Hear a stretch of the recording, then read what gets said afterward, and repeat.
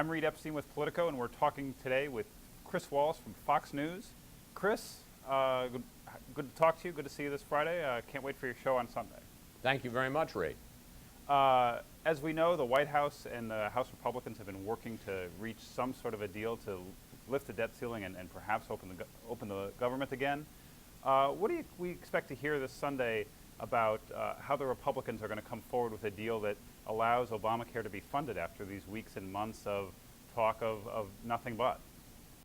I don't know. I think Obamacare, it's interesting, when John Boehner and the House Republican leaders held their news conference yesterday and talked about, well, we're going halfway towards the president. We'll give them a clean extension of the debt ceiling, but not reopening the government. And we wanted to sit and negotiate about entitlements and spending.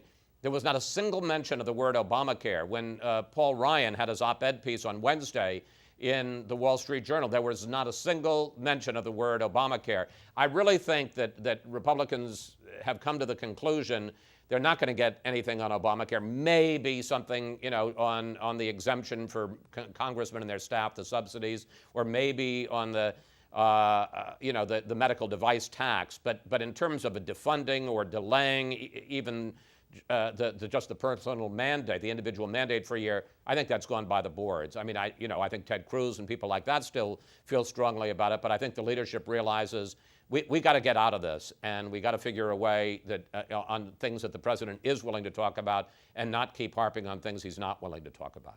So how do you think we see them walk that back in the coming days? I'm not sure. I mean, the answer is if I knew that, I'd quit this job and go to Las Vegas and bet on number 29. I just don't know. And I think things are not as hopeful as they're being portrayed.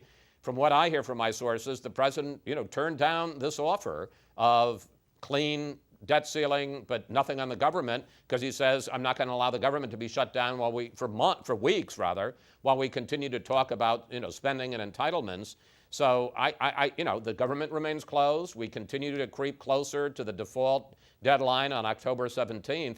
And I don't think there's a plan out there, a clear path forward. There's a process. They're talking, despite the president's no negotiation pledge, but I don't think there's a clear path as to how they get from here to there. If they come out of this with a deal that opens the government and lifts the debt ceiling and doesn't touch Obamacare, does the White House sort of do some sort of a victory dance on that, despite them sort of putting out the message that they're not going to do that? No, I don't think they do, because if that happens, and it's a possibility, it'll only be for 6 weeks. They know they've got to make a deal with the Republicans on spending and entitlements and sequester, and or else we'll be right back here, just before Thanksgiving. So I wouldn't think there'd be too much rubbing the Republicans' nose, even if they get a victory on Obamacare. Chris, tell us what we should expect to see Sunday morning on Fox News Sunday. Well, first of all, we're going to have a live report. You've got this million vet march on the Mall. It won't be a million, but, thousands of veterans upset with what they say is the political use of the memorials in the shutdown. You've also got the truckers who are trying to bring gridlock, not only in the Beltway, but also inside the Beltway, but also on the Beltway. So we'll have a live report on that. We'll have top congressional officials, top people from the White House, and our panel with George Will and Dana Perino, among others. So we'll be right on top of it. It's a moving target, but we'll be right there.